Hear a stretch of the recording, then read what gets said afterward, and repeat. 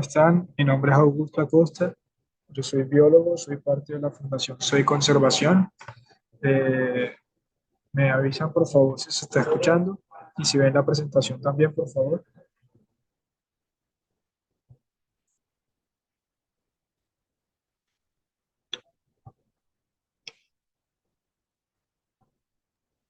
Sí se ve. Listo, listo, vale. Entonces, mi nombre es Augusto Acosta, soy biólogo. eh, Actualmente me encuentro cursando una maestría en ciencias biológicas. He trabajado con anfibios y reptiles a lo largo de mi carrera desde diferentes puntos. Eh, Actualmente me encuentro trabajando con tortugas en el Caribe colombiano, realizando un estudio de ecología espacial con ellas, sabiendo cómo utilizan los diferentes sitios y cuál es la estructura genética de poblaciones de tortugas que están amenazadas. Sin embargo, pues también he trabajado con reptiles y anfibios en otras zonas de Colombia, con diferentes enfoques. Esto se los cuento para comenzar a charlar un poco acerca de estos animales que suelen ser un poco estigmatizados, muchas veces odiados incluso sin razón alguna. Creo que hay mucho conocimiento que de pronto no se ha apropiado en muchas partes, que podría evitar mucho ese odio y ese temor que muchas veces las personas le tienen. Eh, bueno, empecemos. El día de hoy vamos a tener tres punticos esenciales. El primero son bases en taxonomía. Sé que fue parte de uno de los talleres que hicieron con Diego, el de anfibios.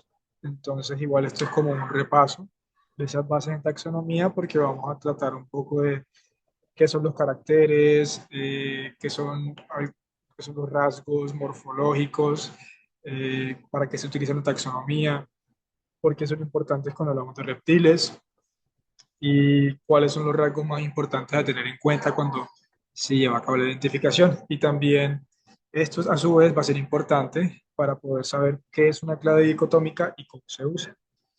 Entonces, pues en cualquier momento que tengan una pregunta pueden alzar la mano o simplemente abrir el micrófono, enviar un mensaje y allí intentaremos resolverla entre todos. Bueno, empezando con taxonomía, digamos que en términos básicos hablamos de una disciplina encargada de clasificar organismos vivos usando características visibles y no visibles. Pero entonces, para poder hablar de ella, vamos a olvidarnos de que estemos hablando de taxonomía, que estamos hablando de organismos vivos, simplemente vamos a tener en cuenta dos cajitas, cajita A y cajita B. Esas cajas tienen, como ven aquí, un nombre distinto, A y B, y un color distinto, ¿cierto?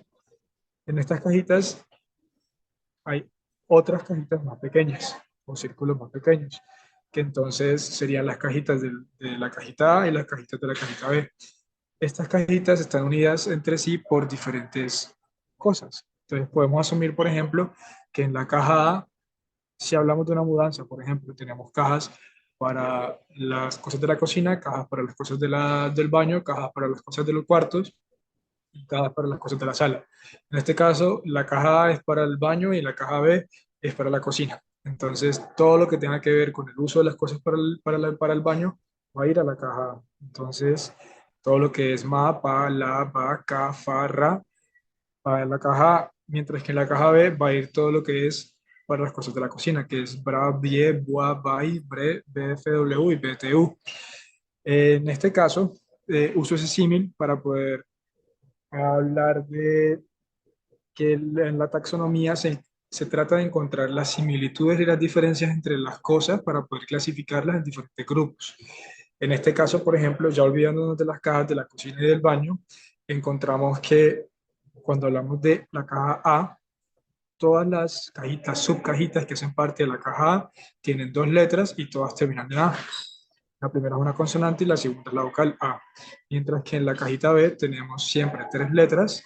La primera es B y en algunos casos hay todas consonantes o una combinación entre consonantes y letras y vocales, perdón.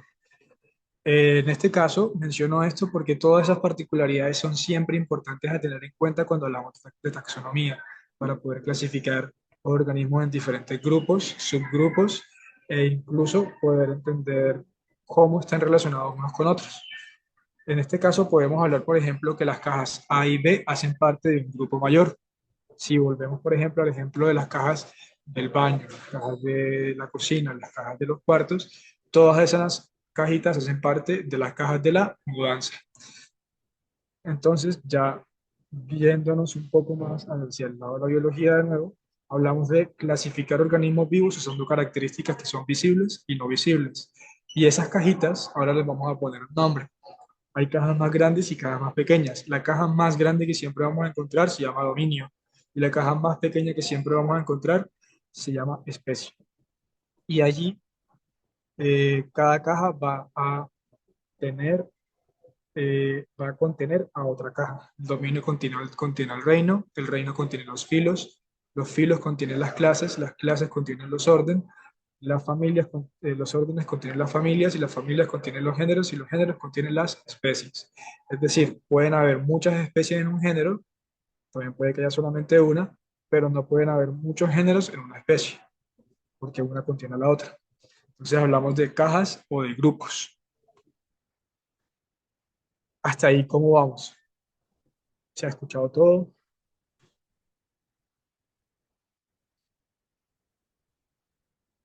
Listo. En este caso, por ejemplo, tenemos dos ejemplos, el ejemplo del perro común y el ejemplo de la lechuza, ¿cierto? Entonces, el perro tiene como nombre científico Canis familiaris o Canis lupus familiaris, dependiendo de la fuente que se averigüe, que se tenga en cuenta, y la lechuza se tiene como nombre científico Titio albo, ¿cierto? Estas dos son especies distintas, que pertenecen a dos cajitas diferentes de especies. También podemos decir que pertenecen a dos cajitas diferentes de géneros, a la vez que pertenecen a dos cajitas diferentes de familia, de orden y de clase, pero hacen parte de la misma clase, la misma cajita que se llama superclase o subfilo. Es decir, hay cosas entre estas dos especies que las diferencian y otras cosas que las unen. ¿Qué las diferencian? Que una es un ave y que la otra es un mamífero, básicamente. Pero hay unas cosas que las unen y podemos irnos un poquito más atrás del hecho de que son aves y mamíferos para poder decir que ambos son vertebrados, ¿cierto? Que ambos tienen cuatro extremidades. Es decir, que tienen vértebras y cuatro extremidades. Esa característica visible, esa característica morfológica, es suficiente para ubicarlos en una caja grande que se llama vertebrados y en una caja un poquito más pequeña que se llama tetrápodo, que significa que tiene cuatro extremidades. Sin embargo, a partir de ahí se comienzan a diferenciar las cajitas por otras características que son diferentes entre estas dos especies. Entonces, teniendo eso en cuenta, cuando hablamos de reptiles, podemos hablar también de este tipo de cajitas. Por ejemplo, tenemos una caja grande que llamamos escuamata, en el cual vamos a ubicar todas las especies que tienen escamas. Todas las palabras que se utilizan en taxonomía tienen un origen en latín, por eso ven como que esto de escuamata me suena como algo, pero que será a lo que te suene, probablemente eso es. Entonces, por eso hablamos de escuamata, es escamado. Cuando hablamos de serpientes, serpientes y la sertilia, hablamos de lagartos. Eso quiere decir, por ejemplo, que dentro del grupo de los escuamata que tienen escamas, ¿cierto? Eh, escamas con unas características muy particulares. Encontramos a las serpientes y encontramos a los lagartos. No son los únicos, de hecho así se ve la cajita grande que encierra a los reptiles. Cuando hablamos de reptiles nos referimos a esto que estamos viendo en pantalla, que es un grupo grande de diferentes organismos que están ubicados en diferentes cajitas o grupos que están unidos por ciertas características pero que se diferencian por otras. Cuando hablamos de reptiles, hablamos de el que se arrastra. Y es, digamos que es como la fuente, la etimología de la palabra, el origen de la palabra. Si bien no siempre es cierto, no todos los reptiles se arrastran, es como realmente de donde viene la palabra y así se quedó mejor dicho. Entonces, los escamados son todo este grupo que hablamos de escuamata, que si ven que es un grupo grande que contiene a las serpientes a los lagartos, y a otro grupo más pequeño y mucho menos conocido, que se llaman los anfisbenios, que son muy parecidos a las serpientes, pero que no son serpientes. Y aparte de los escamados, tenemos a otro grupo, a otros dos grupos que son muy representativos, con menor cantidad de especies, pero que tienen características morfológicas que los separan de los escamados, que son los testudines, que vendrían siendo las tortugas, y crocodilia, que vendrían siendo los cocodrilos y caimanes.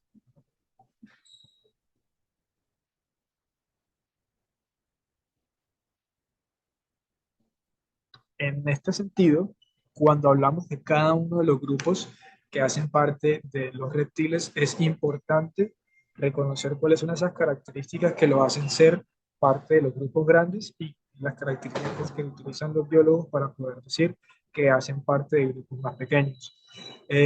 Digamos que esto que ven en pantalla puede ser un poco complicado, realmente lo es, pero es siempre tenerlo, ya que realmente pues digamos que en el marco de la formación que están teniendo con la Fundación Soy Conservación y el Corredor Ecológico Nocturno, es importante siempre volver a estas fuentes de información para poder ir practicándolas poco a poco e ir mejorando la identificación de diferentes grupos taxonómicos. Las serpientes y los lagartos es muy importante cuando ya se quiere llegar a niveles más específicos como especie, poder reconocer cuáles son las escamas de en diferentes puntos de partes del cuerpo para poder diferenciarlas y determinar qué especie es.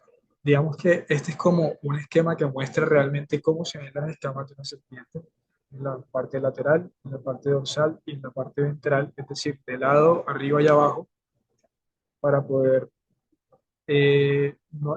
con los nombres que suele tener, pero entonces aquí es cuando empieza el cuento, ¿no? Porque muchas veces, muchas de estas escamas están modificadas en algunos grupos existen, en otros grupos no están, en unos grupos hay más, en otros grupos hay menos, y esos cambios precisamente son los que determinan si hacen parte de un grupo o hacen parte de otro. Entonces, en el esquema de la izquierda encontramos nombres como supraocular, por ejemplo, que es la escama que está por encima del ojo.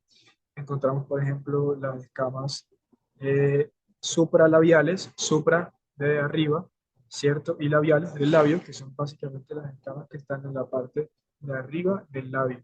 Y en la parte infralabial se encuentran las escamas que están en la parte de abajo del labio. Entonces, siempre van a estar muy asociadas a la zona donde se encuentran. Está la prefrontal, la internasal, que está entre las dos narinas, la rostral, que está en la parte de adelante, que está, ¿cierto? No, no es necesario que nos grabemos todo esto, ¿cierto? No va a ser parte esencial de esta pequeña formación en taxonomía perdón, de reptiles, pero sí es importante reconocer que esto existe y que la información está para poder volver a ello. En la parte de la derecha encontramos, a, este es un ejemplo de unas serpientes que son unas serpientes ciegas, se le llama, son muy chiquitas, son las serpientes, son el grupo de serpientes más pequeños de todo, pueden tener el tamaño de una moneda, a veces se suelen confundir con lombrices, pero son más comunes de lo que parece. Realmente he encontrado varias en campo y he tenido varios reportes de personas que los han encontrado en campo. Y sí, entonces es importante como reconocer que existen. En un punto les mostraré una foto de ellas. También hay otros caracteres que son importantes que no están en la cabeza, pero que son importantes para la clasificación de las serpientes. Está, por ejemplo, reconocer que existe una cloaca, que básicamente es por donde las serpientes excretan y por donde las serpientes también eh, tienen eh, acceso, copulan o tienen acceso, bueno, sí, por donde salen los hemipenes de los machos y por donde entra sí, a la vagina de la hembra. Entonces, hay una escama que se llama la escama cloacal, que es la que determina cuándo empieza la cola y, y en el cuerpo de una serpiente. Cuando uno ve una serpiente ve como, bueno, sí, es como un larguito, pero hay una cola y hay un resto del cuerpo. Y eso está determinado por dónde esté la cloaca. Esa cloaca se muestra aquí con la escama naranjita, ¿cierto? Que es un poco más grande. Y a partir de esas comienzan otras escamas que se llaman las caudales o subcaudales. Entonces, este es uno de los cambios que puede existir, por ejemplo, que la escama cloacal esté dividida o no esté dividida. Otra cosa que puede suceder que es diferente, que ya no tiene que ver con escamas, es que, por ejemplo, el tamaño de los ojos sea diferente, que la diferencia entre el cuerpo y la cabeza sea distinta, que tengan como accesorios o escamas un poco modificadas que las hagan diferenciarse un poco, como por ejemplo la especie que ven aquí como el dibujito en lápiz, que tiene como una escama, como si fuese una nariz respingada. Eso suele suceder en algunas especies, ¿cierto? Que es un carácter muy importante para poder determinar qué especie es. En las serpientes que ven a la derecha, por ejemplo, hay una diferencia en la forma y en el tamaño de las escamas en la zona dorsal de la cabeza. Entonces vemos por aquí, por ejemplo, que la foto de arriba tiene escamas muy pequeñas, ¿cierto? Aquí casi ni se diferencia realmente lo que vemos acá, que no se diferencia si son parietal, prefrontal, interno. Aquí no hay forma de diferenciarlo en algunos casos, mientras que en la de abajo es muy claro, ¿cierto? Entonces cuando hablamos de que tienen escamas grandes en la cabeza, se habla de placas o de escamas grandes en el dorso de la cabeza.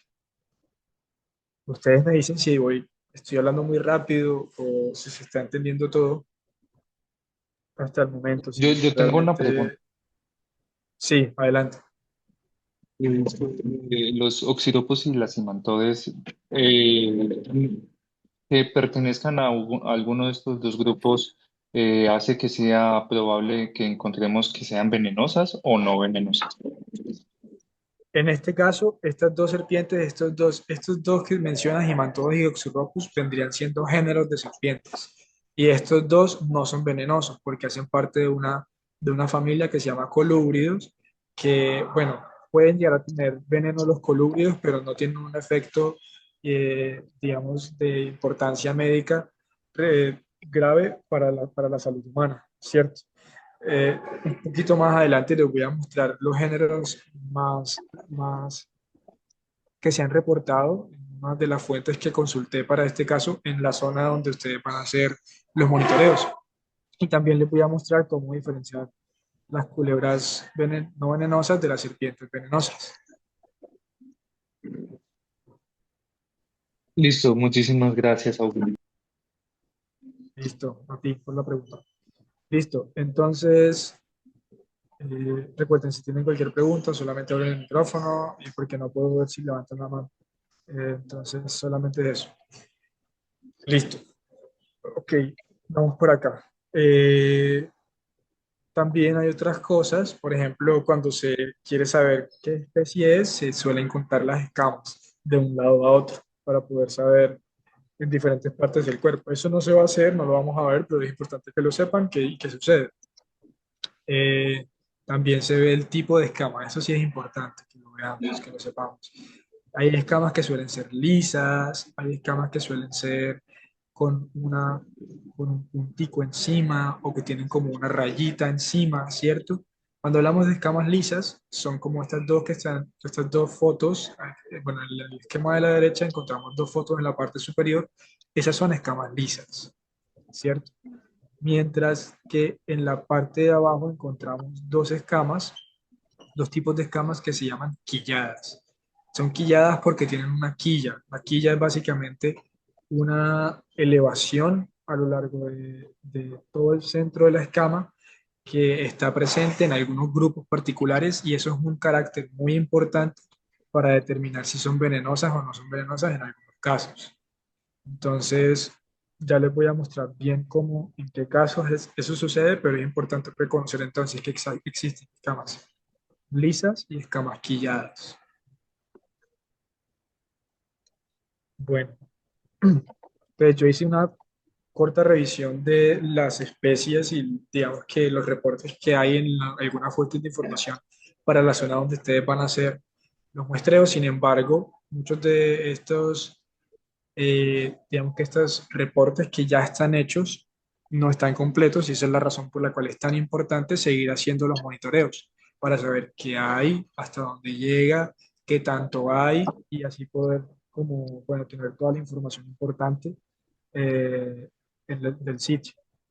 Entonces, digamos que eh, hay cuatro familias que son representativas para la zona. No son las únicas cuatro familias que existen de serpientes en Colombia, pero son las más representativas para la zona, que son las culebras verdaderas, que hacen parte de la familia Colúbride, todas las familias de los animales, ¿cierto? Que hablábamos aquí de los grupitos, tal, tal, tal. Hay un grupo que se llama familia y todas las familias de los animales terminan en DAE, ¿cierto?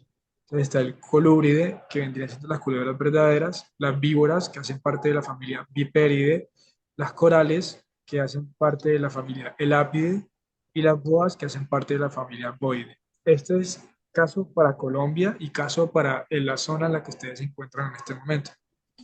Digamos que en términos generales hay características importantes que suelen estar ligadas a cada uno de estas familias. Entonces, por ejemplo, la familia Colubri de las culebras verdaderas, vamos a encontrar que las especies siempre tienen placas grandes encima de la cabeza, ¿cierto? Entonces, siempre tienen escamas grandes encima de la cabeza, en la parte dorsal de la cabeza, y su dentición, es decir, sí, digamos, todo lo que tiene que ver con la dentadura y todo lo que tiene que ver con el hecho de que tengan colmillos o no, ¿cierto? Hay cuatro tipos. Ahí están las serpientes que son solenoglifas, que tienen un colmillo grande en la parte de adelante, ¿cierto? Que es un colmillo grande con la parte de adelante. Están serpientes que es retráctil, ¿cierto? Unos que pueden como esconderlos y mostrarlos, esconderlos y mostrarlos. Esas son las solenoglifas. Las proteroglifas, que son las que tienen un colmillo en la parte de adelante, pero es fijo y no se puede mover y suele ser mucho más pequeño, ¿cierto? Están las que tienen un colmillo en la parte de atrás, ya no está en la parte de adelante, sino en la parte de atrás, esas se llaman opistoglifas, y están las aglifas que no tienen colmillos, ¿cierto? Entonces, volviendo al tema de las colubrias, de las colubrias o culebras verdaderas, ellas siempre tienen placas grandes en la parte de arriba de la cabeza, es decir, tienen escamas grandes en la zona dorsal de la cabeza, y tienen una dentición que suele ser opistoglifa o aglifa, es decir, pueden tener un colmillo pequeño en la parte de atrás, ¿cierto? De las mandíbulas superiores, o puede que no tengan colmillos, ¿cierto? Entonces, por eso le comentaba al compañero en este momento que puede que sí tengan veneno, pero ese veneno, eh, uno, el efecto que tiene se ha demostrado en casos que han habido realmente que no es no es comparable, al menos en el caso de las serpientes colombianas, no es comparable con el efecto que tienen otras serpientes que usaban.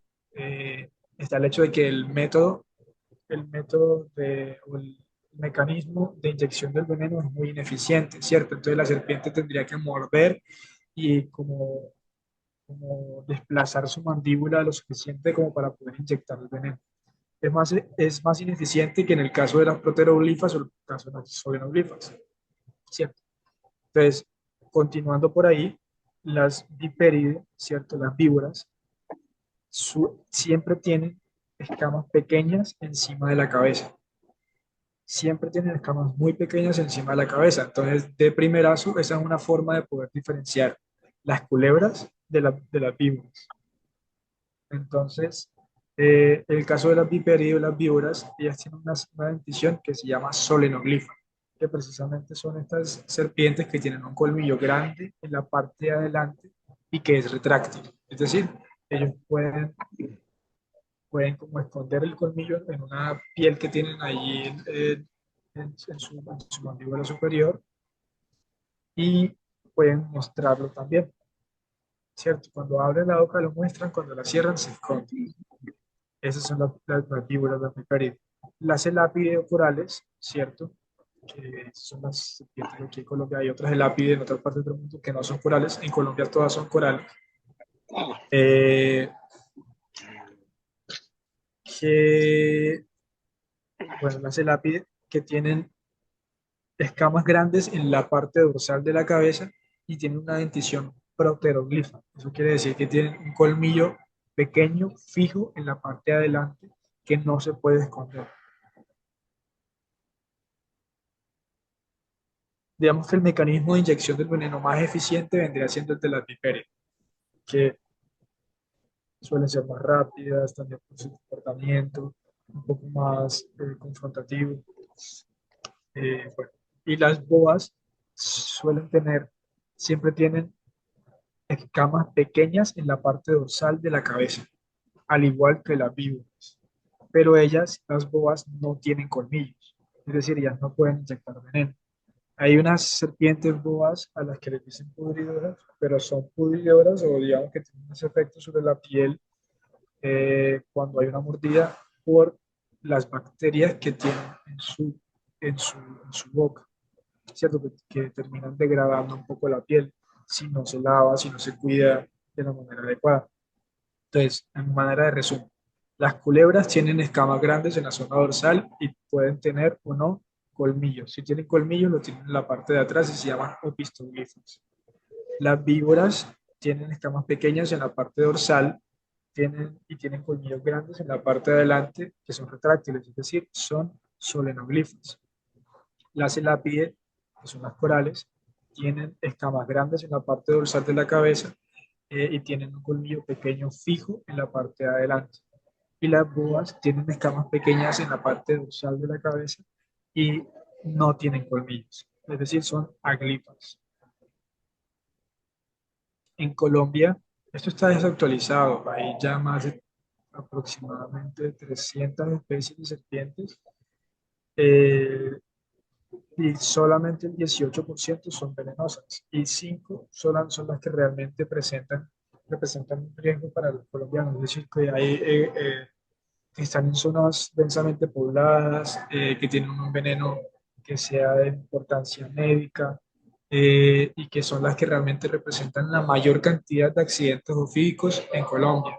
Es decir, aquí estamos entrando también a hablar un poco de lo que les hablaba al principio, que a pesar de que existe tanta diversidad de serpientes, solamente se enfocan, las personas en algunas en ocasiones se suelen enfocar solamente en las que pueden tener un efecto eh, negativo sobre la salud de las personas, ¿cierto? Y claro, es evidente, pero es importante también reconocer que existe una riqueza muy grande que es importante para los ecosistemas, que es importante también para nosotros como colombianos, porque sostiene también todos los procesos ecosistémicos de los cuales también nuestra salud depende.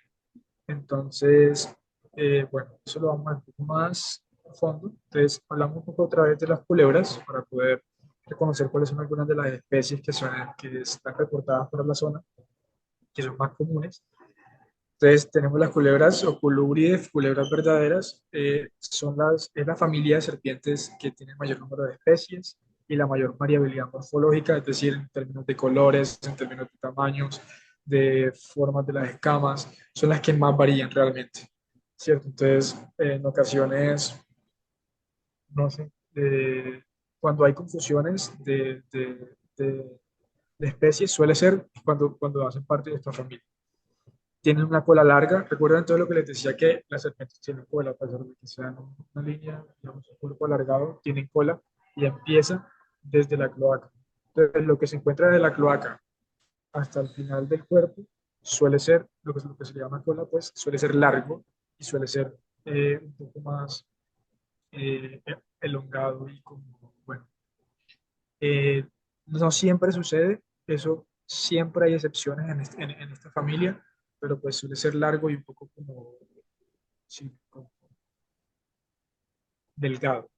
Entonces, ya se puede, por ejemplo, en Clelia clelia, que es esta especie de aquí, que la foto de la izquierda hace referencia al individuo adulto, que es negro por arriba y blanco por debajo, y el individuo juvenil, que es este de la derecha, que tiene es totalmente distinto, si ven, de primerazo de pronto no las asocia, pero son el mismo individuo, a medida que va creciendo va perdiendo esa coloración, crece bastante, y de hecho esta especie controla a otras serpientes venenosas, es decir, ella es ofiófaga, es decir, ella se come a otras serpientes, especialmente a serpientes venenosas. Eh, si ven, por ejemplo, Mm, en la foto de la izquierda, ven que, digamos que la parte de la cola es un poco más alargado. Esto a lo que se refiere con que las suelen tener la cola larga. Las otras especies, bueno, los otros grupos tienen la cola corta. Ya vamos a ver un poco eso. Suelen tener la cabeza diferencial del cuerpo, no siempre. Suelen tener los ojos grandes, no siempre, pero eso es un poco más común. Tienen placas en la cabeza, esto sí siempre, pero hay excepciones para cada una de estas cosas, excepto para lo de las placas en la cabeza. Hay especies de culebras que tienen la cola corta, hay especies que tienen la cabeza menos diferenciada del cuerpo, entonces por eso siempre es como una combinación de los factores que ya hemos visto antes. Es decir, que cumplan con diferentes cosas que las hacen parte, o con diferentes rasgos morfológicos que las hacen parte de estas familias. Y también dentro de esta familia hay especies que se presentan en lo que se llama mimetismo batesiano, que básicamente mimetismo hace referencia a copiar a otras especies. Y cuando es batesiano es porque es una especie a la que copia es una especie que tiene algún mecanismo de defensa eficiente, y el copiarlo beneficia para evitar la depredación. Es decir, las especies que copian, por ejemplo, a las corales, como en el caso de esta serpiente que ustedes ven aquí, que se llama Oxyropus petularius, que básicamente es una falsa coral, ¿cierto? Y si ven aquí, búsquenle la cola a Oxyropus petularius en esta foto y van a ver que es una cola larga, ¿cierto? Que es una cola larga que es delgada. Eso lo vamos a ver más adelante, pero las corales verdaderas tienen una cola corta, no tienen una cola larga como esta. Eh, bueno, aquí quiero mostrarles como una variabilidad morfológica que existe dentro de la misma especie. Pueden haber negras con rojo, negras con blanco, negras con naranja, pero son la misma especie, Oxyropus pictorius. Y esta que es Erythrolampus epinephilus, que a veces también es confundida con una coral verdadera, pero es una falsa coral. Esta también una forma de identificar que es una falsa coral es por el tamaño de los ojos. Recuerden que las corales siempre tienen los ojos grandes, o suelen tener los ojos grandes. Estas son otras tres serpientes que están reportadas para la zona. Ya les muestro también las fuentes de información que yo consulté para que ustedes también autónomamente busquen un poco las serpientes, que comparen con lo que ustedes ya han visto, que vayan como consolidando ese conocimiento que ya tienen, como asociando los nombres científicos a las especies que ya tienen, que ya han visto. Bueno, entonces aquí está Spilotes pulatus, que no sé si alguien la ha visto antes, me puede decir el nombre común en la zona.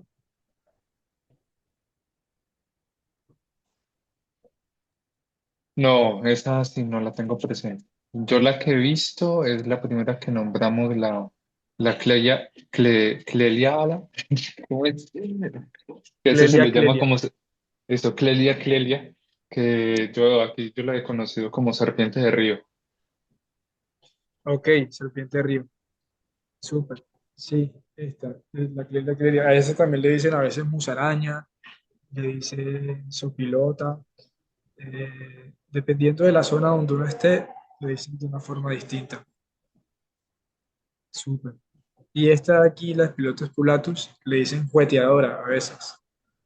Ella le dicen jugueteadora porque tiene el comportamiento precisamente como de defenderse, como intentando juguetear con la cola. Eh, Esta la Mastigoria boderti, que no sé si la han visto antes. Si han visto alguna de estas serpientes antes o algunos de los animales antes, solamente dejé los nombres científicos, también con el fin de poder también saber cuál es el nombre común que se le dice en la zona donde se encuentran ustedes, porque puede Hola, cambiar mucho. Hola, hola Diego, ¿qué más? muchachos, ¿qué más? ¿Cómo va, John? ¿Cómo va todo por acá? Poniéndole cuidado a la capacitación, muy bacano. La de la izquierda, que es como negrita con amarillo, que se llama Sí, Espilotes Puyotus. Bueno, es que no Pulatus, soy medio ciego. Pulatus. Ah, sí, pulatos. La que la llaman toche. La toche también, sí, señor. Sí. Es, esa, Bueno, bueno, como la para tengo acá complementar mismo. información de nombre regional. Súper, excelente, excelente. Muchas gracias, John. Y estas dos que ves aquí a la derecha también tienes el nombre regional o de pronto no lo has visto. No, esas no las he llegado a ver. Ah, bueno, listo. Bueno, lo mismo, gracias, John. Si alguien tiene el nombre, lo vamos mencionando y vamos como enriqueciendo para poder ir haciendo las conexiones entre lo que estamos viendo acá y lo que se ha visto en el campo. Entonces, en la derecha entonces, está Dendrophidium vivitatus. Esto, de donde yo soy, por ejemplo, las serpientes que se ven así les dicen reinitas, ¿cierto? Pero pues eso cambia mucho. El Mastrigonia boderti, que se le suele decir cazadora. Entonces, estas serpientes cumplen con los mismos, con las mismas características que estamos mencionando de las colúridos, las culebras verdaderas, que suelen tener la cola larga, ¿cierto? La cabeza diferenciada del cuerpo, los ojos grandes y placas en la cabeza. Si bien hay una gran variabilidad a nivel de colores y patrones, que eso suele suceder mucho con las culebras, a diferencia de lo que sucede con otros grupos. Bueno, ahora pasamos a las víboras. Las víboras, que hacen parte de la familia Viperidae, tienen una cola corta, ¿cierto? Por ejemplo, vean esta espécimen de acá, este individuo acá que tiene una cola mucho más corta que esta especie que vemos aquí de Xeropus bertolarius, ¿cierto? Que esta es la de Xeropus bertolarius, una cola un poco más delgada, más alargada, mientras que la que vemos acá de otro Psasper termina mucho más pronto y no es tan delgada como la otra. A eso es lo que se refieren los biólogos cuando dicen cola corta. Entonces, cabeza diferenciada del cuerpo. Esto sí es bastante distintivo en el caso de las víboras. Suelen tener una mandíbula bastante grande también por el hecho de que tienen pues, los músculos accesorios a la inyección del veneno, los músculos accesorios a la mordida son bastante prominentes. Eh, Cabeza diferenciada del cuerpo, escamas pequeñas en la cabeza, también siempre sucede. Foseta loreal, que básicamente vuelvo a esto, foseta loreal, escamas quilladas. Por favor, ¿quién me dice que era una escama quillada? ¿Quién recuerda que es una escama quillada?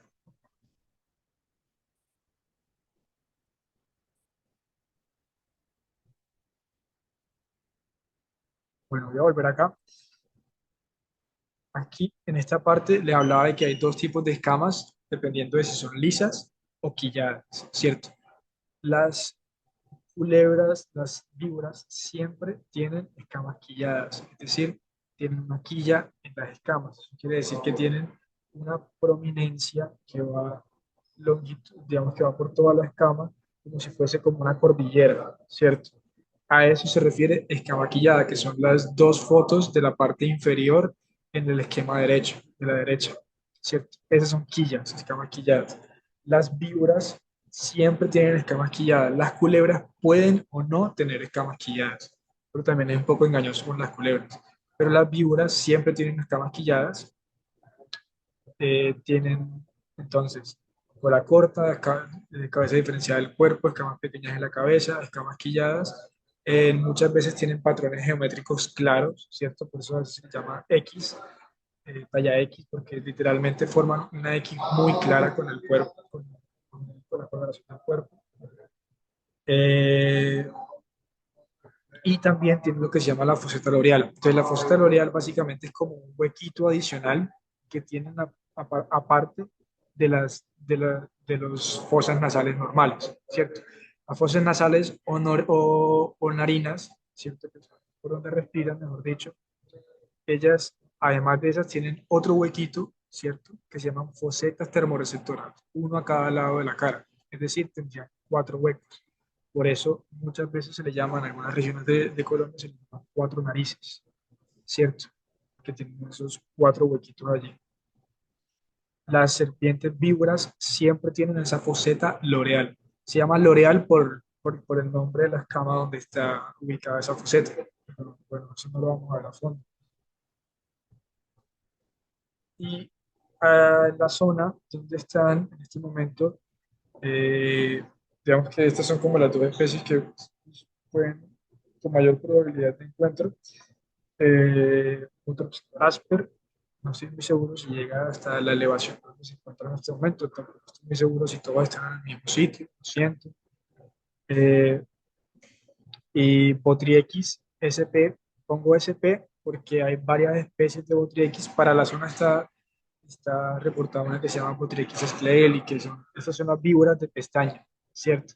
Pero también quise poner estas dos fotos en las que se ve como una prominencia en las escamas que están encimita de los ojos que parecen unas pestañas, por eso se llaman víboras de pestañas, ¿cierto? Pero esto es como, en taxonomía ocurre mucho que algunas personas piensan eh, que los grupos no están bien, entonces se desarman los grupos y lo ubican de diferentes formas. Con esta especie sucedió hace poco, por ejemplo, que era una sola especie para Colombia, pero la volvieron como 8 especies, o más, no recuerdo bien. Entonces, por eso solamente hablemos de víbora de pestañas y la que se le llama por lo general cuatro narices o talla X.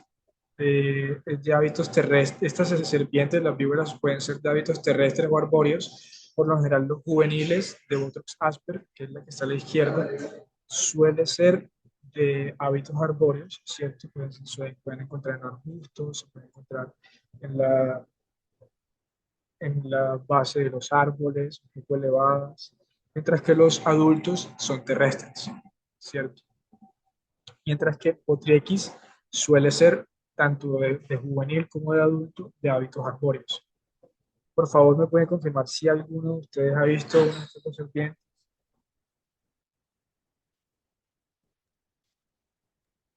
Aquí en la Buenas zona sí noches se ha de visto nuevo. buenas noches. Buenas noches, ¿cómo están? Eh, no, todo muy bien, muchachos. Bueno, por acá, digamos que yo presencialmente no, pero yo trabajo en una zona cercana a Caicedonia que se llama el municipio de Génova. Son municipios colindantes. Y en el área donde yo trabajo, que es de, digamos, mediana y alta montaña, es como la víbora de pestañas. Allá se le llama orito.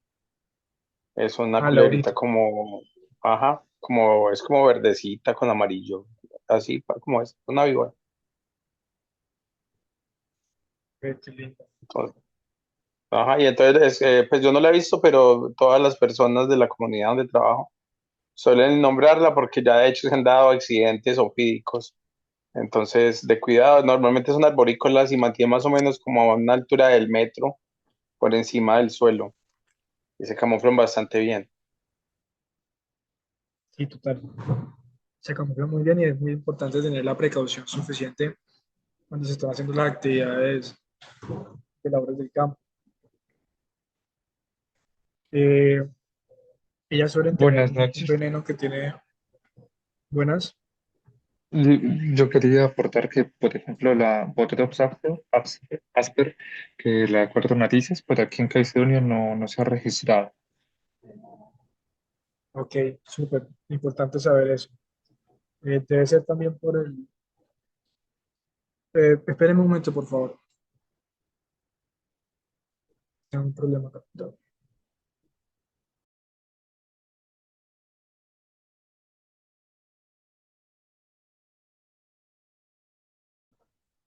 Listo.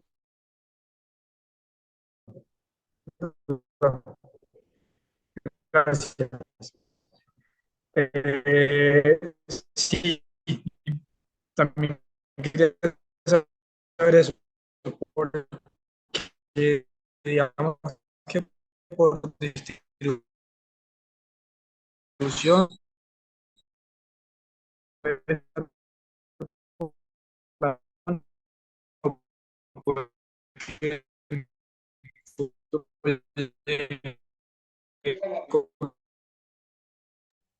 Hola, no sé si soy yo o se está entrecortando.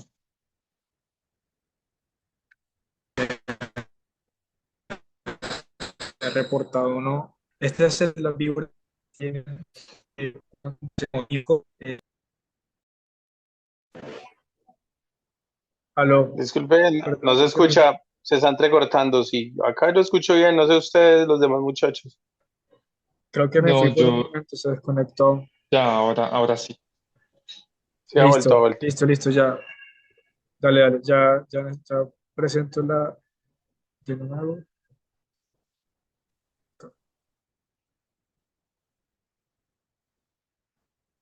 Listo, ¿se ve bien? ¿Y me escuchan bien? Listo, sí, ahora sí. Listo, les estaba contando que el veneno de estas serpientes que hacen parte de esta familia tiene un efecto tanto local, es decir, en la zona de la mordedura, como sistémico, es decir, en todo el cuerpo, que está asociado mucho con la regulación de la sangre, con la regulación del músculo, con la degradación y con la degradación del músculo. Eh, Dependiendo de la especie, puede tener un efecto mayor o menor y se puede considerar un envenenamiento severo, leve o moderado, dependiendo también de la cantidad de veneno inoculado y algunos otros factores. Esta familia, que se llama Elapide, que son las corales básicamente aquí en Colombia, eh, que son de tamaño pequeño, tienen la cabeza un poco diferenciada del cuerpo, tienen escamas grandes similares a las de las culebras, las colubrídeas, que se les llaman placas en la zona dorsal de la cabeza, tienen cola corta y ojos pequeños, ¿cierto? Entonces, aquí al finalizar esta diapositiva, alguien me va a decir cómo cree que se puede diferenciar la culebra de una coral, ¿cierto? Entonces, para la zona puede estar, no sé, ahora me pregunto también si han visto o no esta especie que se está mostrando aquí, que se llama Micropartitus, se le suele llamar rabo de ají, que por distribución puede estar en la zona, pero por elevación no estoy seguro. Entonces, pues para que me confirmen. Con bandas, tiene bandas negras, blancas, amarillas y naranjas completas, ¿cierto? Hay algunas excepciones, las especies de este género. Y hay, digamos que, una, una clave que se llama clave rana, que a veces se suele sugerir para poder seguir y diferenciar si son venenosas o no, porque como ya vimos, hay especies de culebras que imitan a las corales, que se les llaman falsas corales. A estas se les llaman, las especies de esta familia se les llaman verdaderas corales, es decir, son de importancia médica, tienen un veneno que es neurotóxico, afecta al sistema nervioso.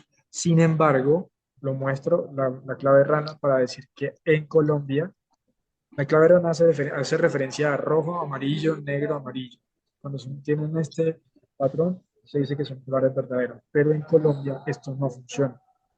Esto no es así. En Colombia hay mucha variedad de serpientes de esta familia y no se aplica la clave rana, ¿cierto? Aquí es un poco más de conocer la zona, saber qué especies hay y poder tenerlas en la cabeza y seguir también estos puntos que estoy mencionando acá. Todas las serpientes corales son de tamaño pequeño, tienen una cabeza poco diferenciada del cuerpo, tienen escamas grandes en la cabeza, en la parte de arriba, tienen una cola corta, ¿cierto? Y ojos pequeños, ¿cierto? Esos son los puntos esenciales para poder diferenciar las culebras, las serpientes corales falsas de las verdaderas. Bueno, Buenas noches. Confirmó existencia de la Micrurus miparditus en Caicedonia. Se llama rabo de ají ok, acá.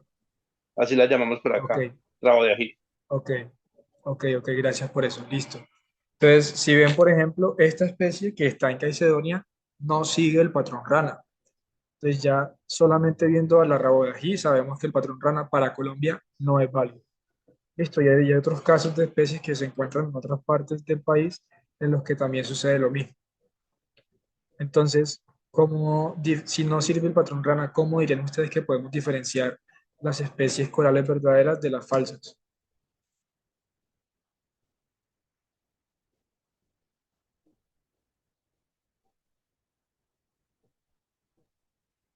Siguiendo las sugerencias que nos estabas compartiendo, pues primero el tamaño de las escamas de la cabeza, también la cabeza es más proporcional al cuerpo y que suelen ser más pequeñas. Sí, excelente. Y también hay otras dos cositas que son muy esenciales, que es el tamaño de la cola. Si ven Y aquí ojos el tamaño de pequeños. la cola de esta serpiente, sí, es como una cola más robusta, menos alargada, menos delgada, ¿cierto? Y los ojos son pequeños en comparación con las especies de las culebras colubrídeas que si ven, los ojos suelen ser muy grandes, comparación con la cabeza. Aquí les estoy mostrando un ejemplo. Incluso viendo esta, que es una especie de coral falsa, ¿cierto? De falsa coral, la cola es larga, la cabeza es más diferenciada del cuerpo y los ojos son grandes, ¿cierto?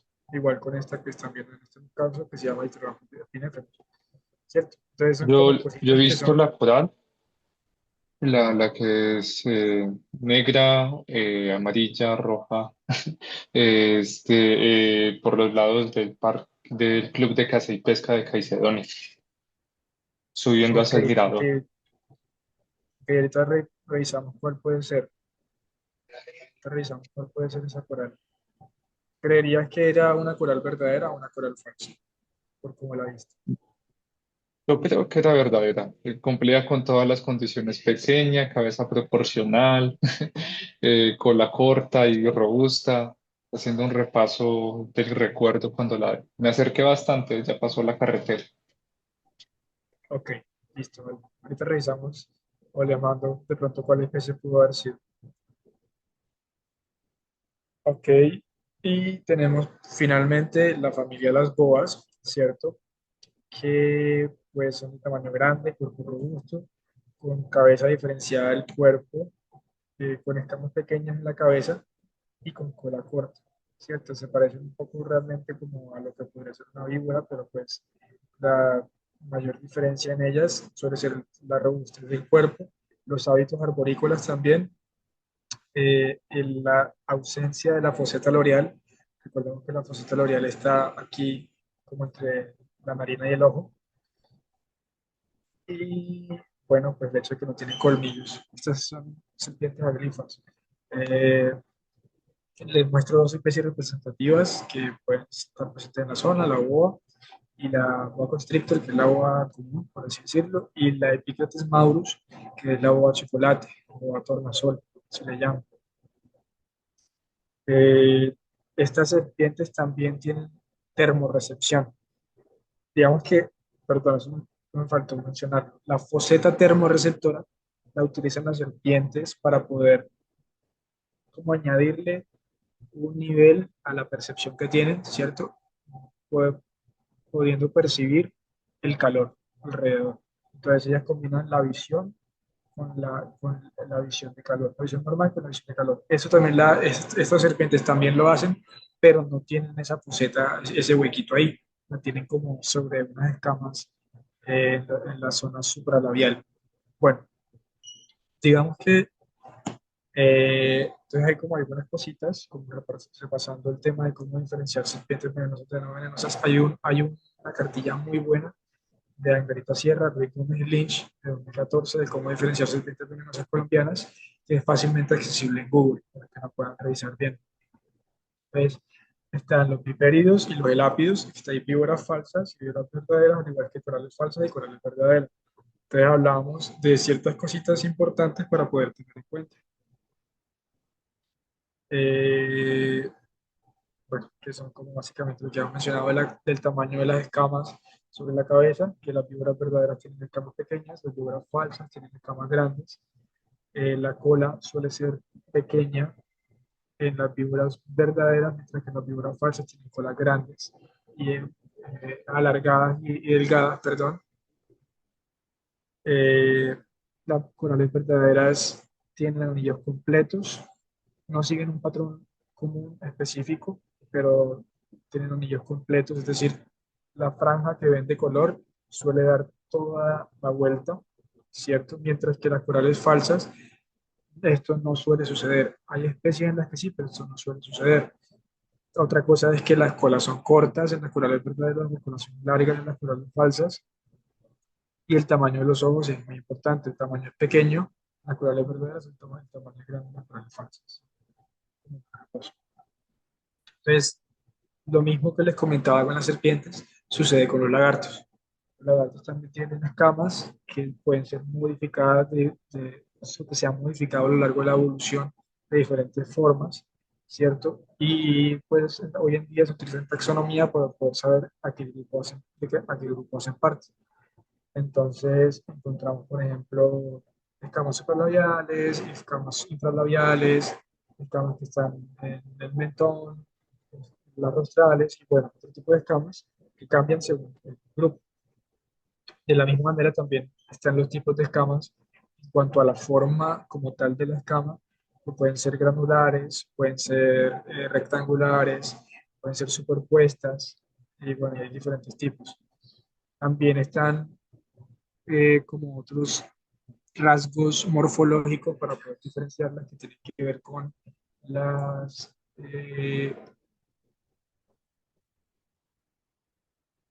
sí, los dígitos, específicamente en cómo están separadas estas partes, estos dígitos en diferentes géneros de estos grupos. Eso ya se ve como con lupita y todo. Y en Anolis, que suele ser el grupo más diverso en todo sitio donde vayamos en Colombia, es muy importante la gula, como el color de la gula. Eso ya lo vamos a ver un poco más adelante. Si ven aquí como bastante diferencia, diferentes grupos, diferentes especies de un género muy cercano a Anolis que se llama Norops. Bueno, entonces básicamente encontramos tres familias. Bueno, aquí les estoy mostrando tres familias que son muy importantes, muy representativas. La familia Dactyloide, que tiene al género Anolis. Bueno, aquí volvemos de nuevo a Anolis, que es el grupo más diverso de lagartos en Colombia, que es un género que es muy diverso y para el cual afortunadamente existe hoy en día una guía disponible en Google. Te les voy a mostrar el nombre de la guía para que la puedan revisar y puedan decir, bueno, en la zona en la que yo me encuentro se encuentran estos anolis o de pronto se pueden encontrar estos, no han sido reportados, pero por distribución de pronto están acá, o yo he visto este, he visto este. Bueno, el caso es que el que más se suele encontrar en la zona, según lo que encontré, es el Anolis ventrimaculatus. No sé si alguno de ustedes lo ha visto, este que se encuentra en la zona superior derecha. Y el Anolis auratus, que se encuentra aquí en la diapositiva, se encuentra en la zona inferior al centro.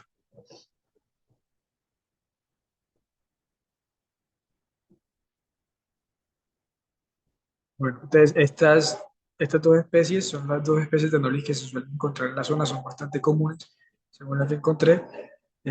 Bueno, está también la familia, bueno, estos son muy representativos, son muy fáciles de diferenciar por pues, la cola alargada, la forma de los dedos, que es bastante alargada también, y la presencia de la gula, que es esta extensión que tienen debajo de la cabeza en los machos, ¿cierto? Los machos también tienen una gula pequeña, pero los machos tienen una gula grande, con la cual pues la despliegan para poder llevar a cabo comportamientos asociados a la territorialidad y al cortejo.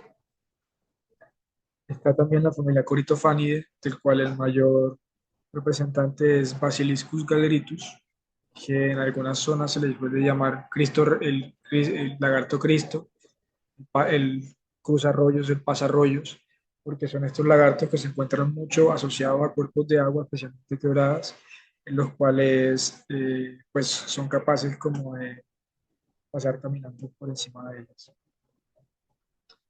Está también la familia Gymnophthalmidae, para el cual uno de los representantes más importantes es este que se encuentra en la parte izquierda. Esta familia está representada sobre todo por especies que suelen tener un cuerpo muy alargado y extremidades cortas, con una cabeza que se diferencia poco del resto del cuerpo. También hay unas cuestiones a nivel de escamas que no vamos a repasar en este momento, pero pues que son también importantes para poder ponerlos todos en ese grupo que se llama Jeepers también. Cercosaura vertebralis es el que más se reporta para la zona. También está pues la familia iguana, iguanidae, con su representante que es iguana, y la familia Tropiduridae que tiene el género Sternocercus.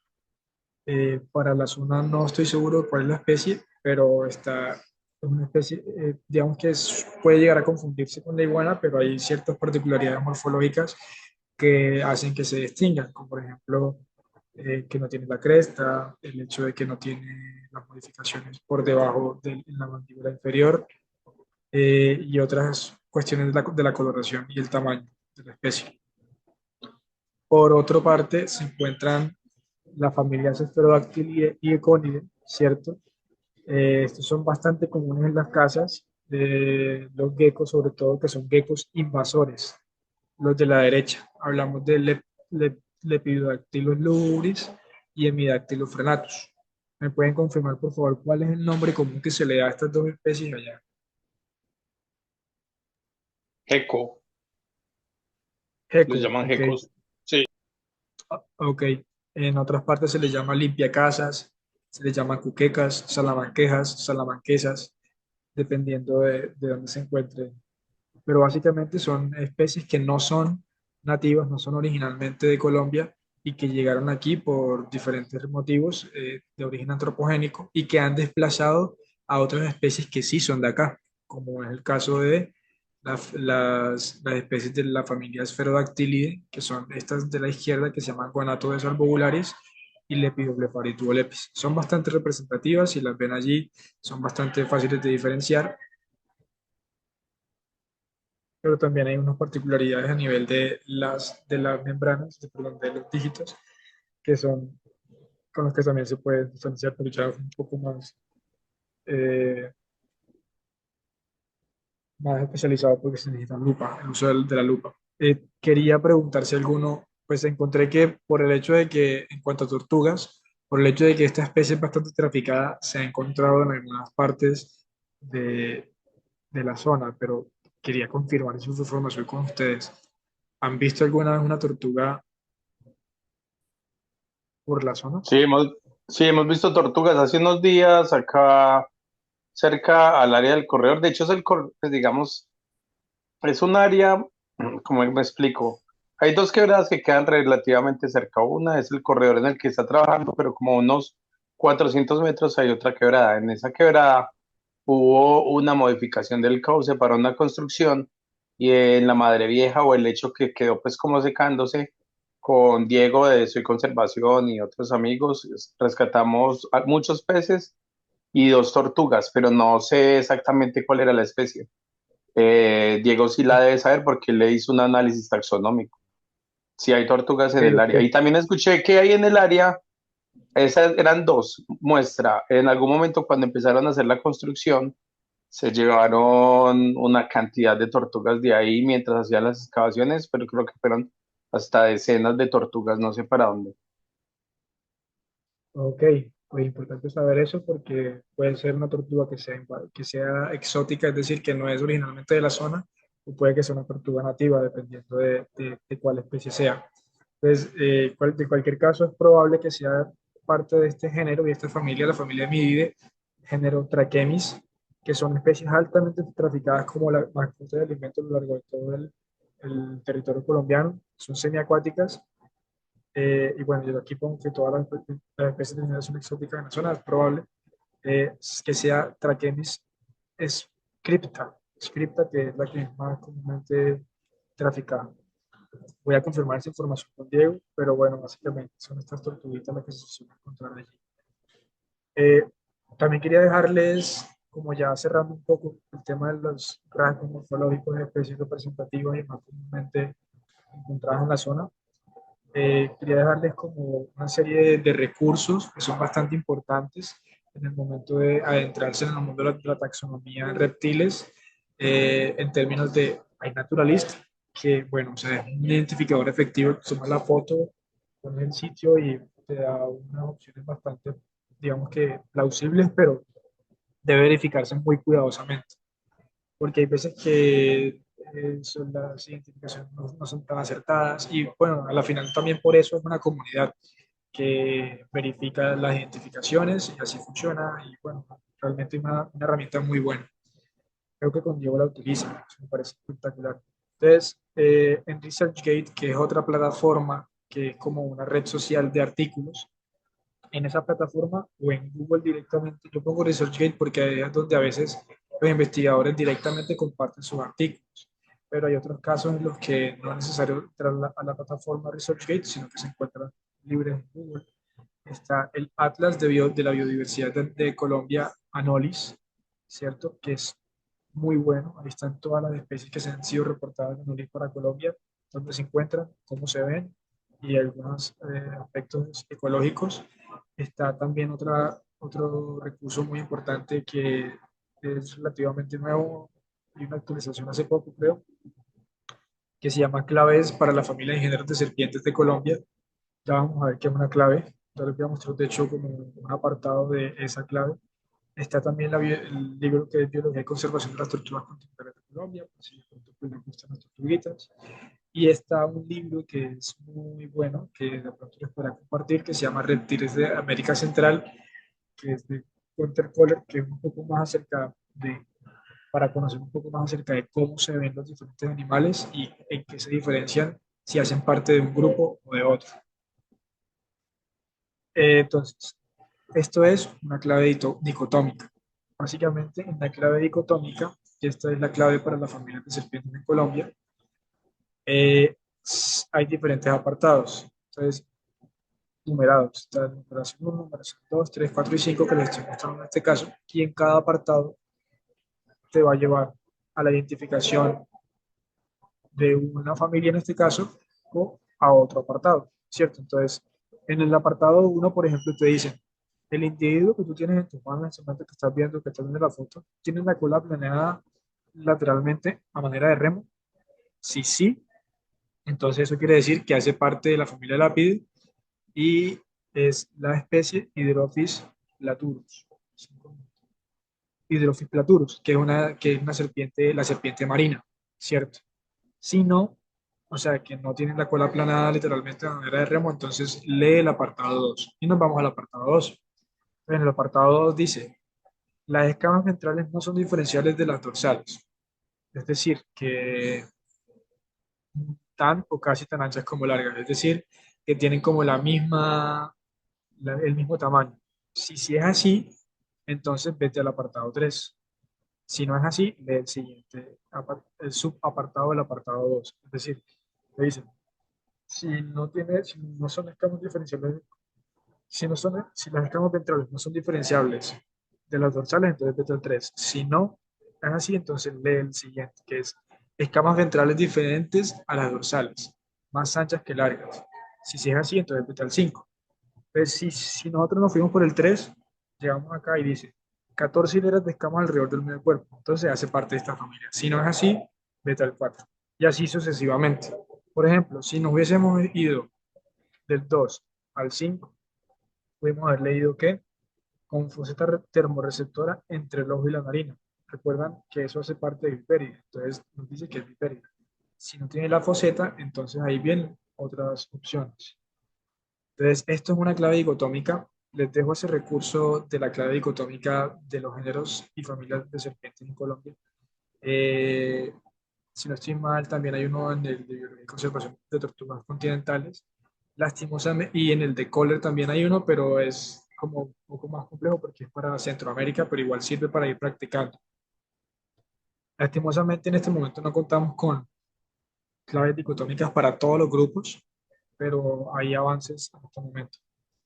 Por eso también es importante, digamos que revisar otras fuentes de información, como el Reptile Database, está el BioWeb de Ecuador, que son fuentes online que dan mucha información como fichas de diferentes especies y te dicen dónde se encuentran, qué hacen, o sea, en qué momento del día son activas, en qué momento, en qué parte del bosque se pueden encontrar, o si se encuentran en otro tipo de ecosistema, mucha información que te pueden ayudar a confirmar la información que tú estás obteniendo del individuo que encontraste. También está la cartilla que le estaba mencionando de cómo diferenciar serpientes venenosas colombianas, ¿cierto? Hay un libro reciente también de serpientes de Colombia, una guía de campo, que son básicamente muchas fichas de esto, de esa información, con esa información particular de diferentes especies de Colombia. Y hay un libro que es muy, muy reciente, que hace parte, que tiene más información acerca de los accidentes zoofídicos, por si les interesa ese tema, mordeduras, venenos y serpientes venenosas en Colombia.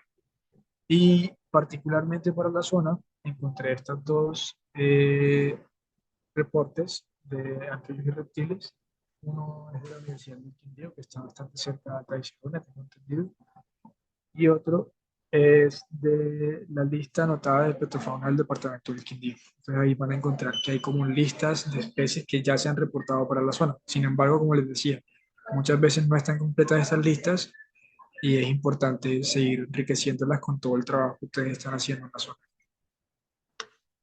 Eh, bueno, realmente esto era lo que tenía yo por compartirles.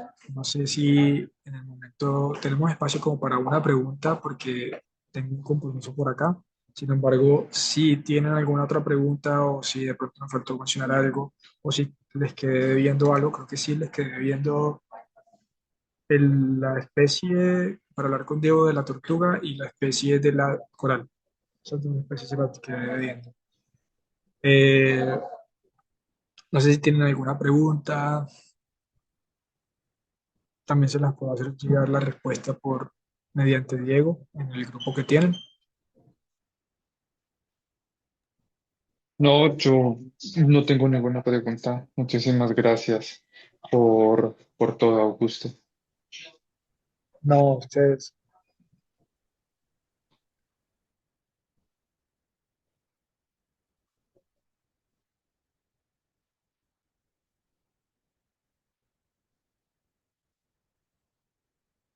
Creo que no hay preguntas, entonces me despido. Realmente muchas gracias por acompañar el espacio.